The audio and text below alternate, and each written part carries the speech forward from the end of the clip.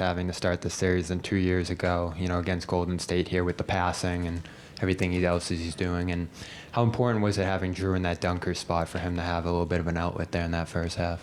Yeah, before that, I think the play of the game can't go unnoticed. The humility of our team is Peyton's shot at the end of the quarter, and you see guys around the league pass up on that shot or fake like they want to take it, and so that their numbers don't get messed up. And he takes pride in taking that, and that's winning basketball. So that's the first and foremost. That should have been the first question: is the ability of our everybody on our team to do different things that lead to winning. So I'm really tired of hearing about one guy or this guy or that guy, and everybody trying to make it out to be anything other than Celtic basketball.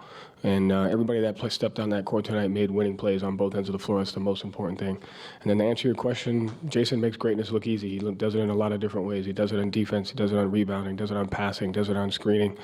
He's a tremendous player. It's hard to coach him, and he has the ability to affect the game in different ways. We're a different team. But it takes everybody to do it. That should answer everyone's question.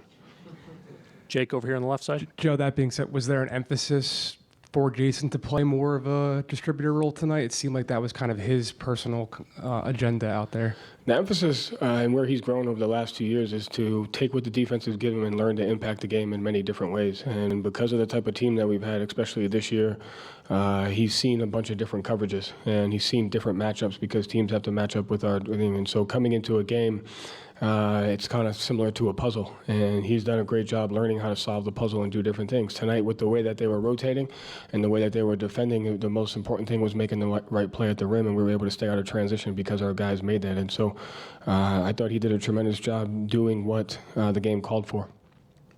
Dave over here on the left. Joe, you guys trailed at the end of the first quarter. Luka had 13.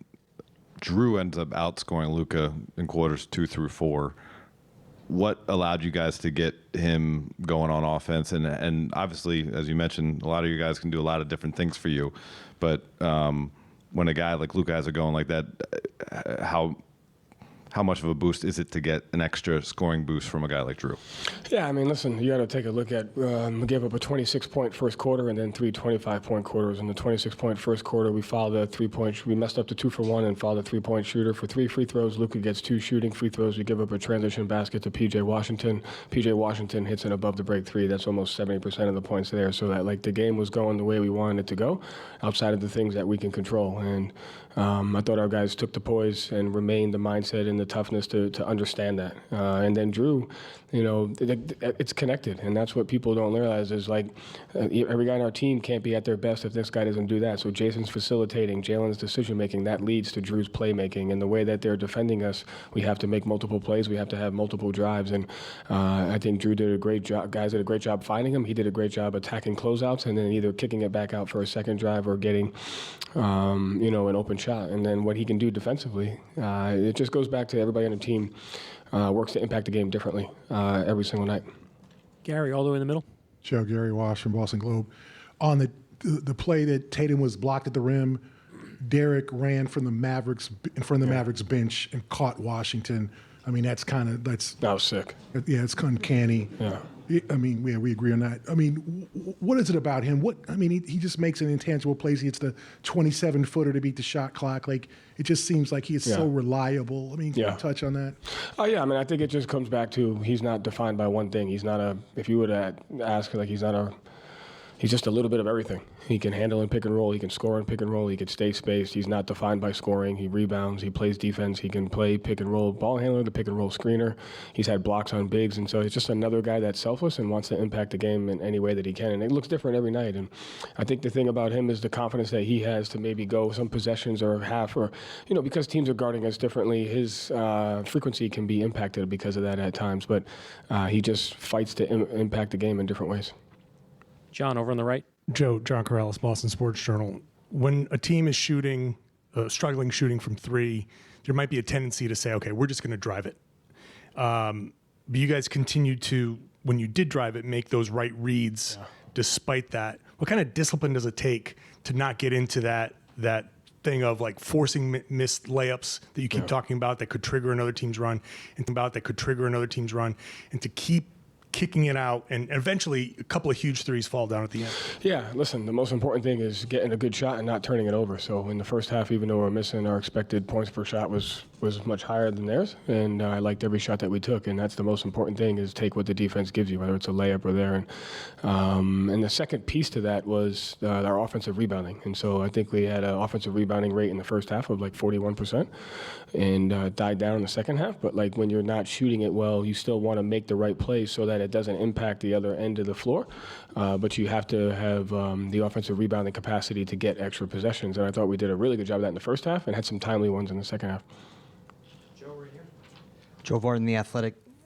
Did Porzingis re-aggravate the calf, and what's your concern level for him for Game 3? No, 0. He's good. Next question, standing back left on 2. Hold on for the mic.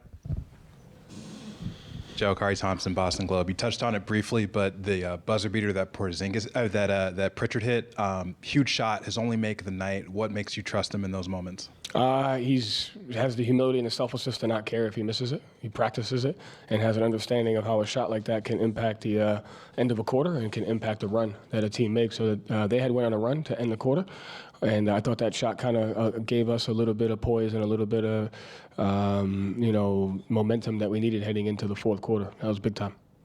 Tim, last question here. We got Derek White coming in next. You sub Peyton in right before that. Was the plan for him to run up and take that shot? Yeah. He takes pride in that, yes. And you guys, you pride yourself on process a lot as a team. Obviously, in a night where you didn't hit a lot of shots, especially from deep, the offense kept moving. You kept trusting the shots, and you hit a couple late. Did you like the way you guys stuck with? Yeah. Because you have to look at the other side of the coin. If you get away from the discipline and doing what you're doing in those situations, it's going to lead to other things. And it goes to the trust that the guys have in each other. And so, as long as you're taking great shots, you have to trust the process. On the back end of that, you got to have your offensive rebounding rate to help you. And when things aren't going that way, you have to keep them off the free throw line, which you didn't do a great job of. But we had 3 25-point quarters. So what usually happens is you have those empty possessions on the offensive end, your defense starts to wane, or you start to mistrust the discipline of your spacing and your shot selection, and you end up giving transition and getting cross-matched. And so the guys trusted and stayed disciplined, and we were able to stay out of cross-matches, and we were able to kind of, keep the game in the way we wanted to play it. Thank you, Coach. Thanks. Derek White will be up next.